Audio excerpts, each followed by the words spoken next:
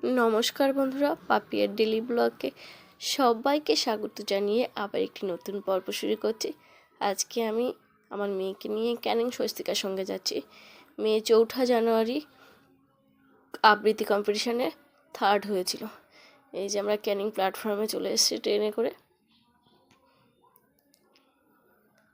এখন আমরা পেছন দিকে উঠেছিলাম, টিকিট কাটিনি বলে, আর ছুটে ট্রেন ধরেছিলাম, সেই জন্য টিকিট কাটতে পারিনি।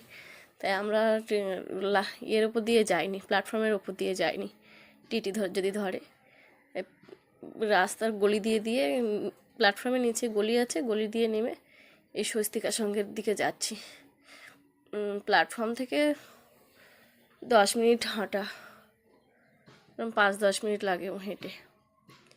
একটা দিঘি আছে, দিঘির পাড় ধরে ধরে যেতে হয়।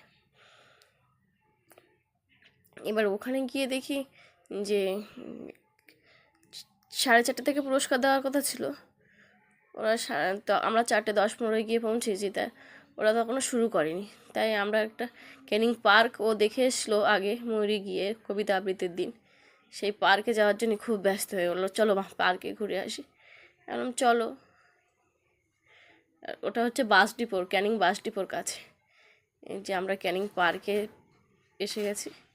পার্কের গেট, ময়ূরী কত আনন্দ হয়ে ছুটছে পার্কে ঢোকার জন্য। এবার দোলনা চড়ছিল, সবাই দোলনায় চড়ছিল, ও উঠতে পারিনি। তারপর কিছুক্ষণ বাদে আমি একজনকে তুলে দিয়ে বললাম যে ওকে একটু চড়তে দাও, আমরা চলে যাব। তারপর আমরা চলে এসেছি। তখন 5:10-15 বাজে, যে ওরা তখনও শুরু করেনি। তখন সবাই চলে এসছে, কারণ 4:30 থেকে দেওয়ার কথা বলে। যে তারপর তো সন্ধে হয়ে গেছে। ওর শীতের পোশাক নিয়ে গেছিলাম, আমার শীতের পোশাক নিয়ে যাওয়া হয়নি। এই যে সবাইকে এক এক করে প্রাইজ দিচ্ছে। আগে গানের প্রাইজ দিল, তারপরে আবৃত্তির প্রাইজ দেবে। যে আবৃত্তির প্রাইজ দিচ্ছে, যে মেয়েটা 2nd হয়েছিল আর ময়ূরিকা 3rd হয়েছিল।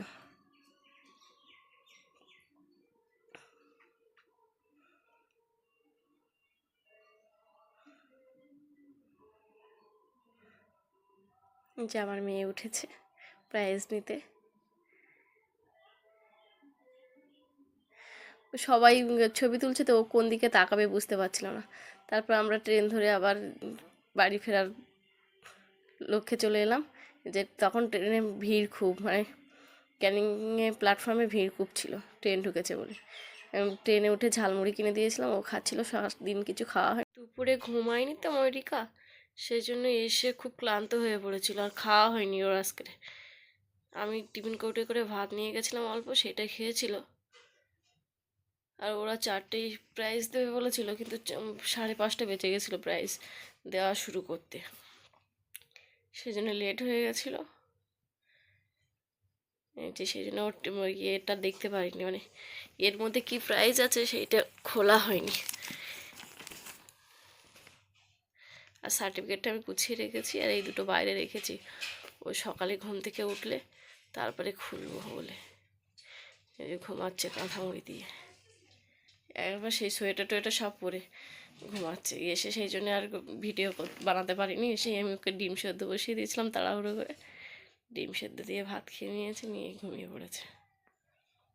আজকের পর্বটা এই পর্যন্তই থাকছে। সবাই সুস্থ থাকবে, ভালো থাকবে।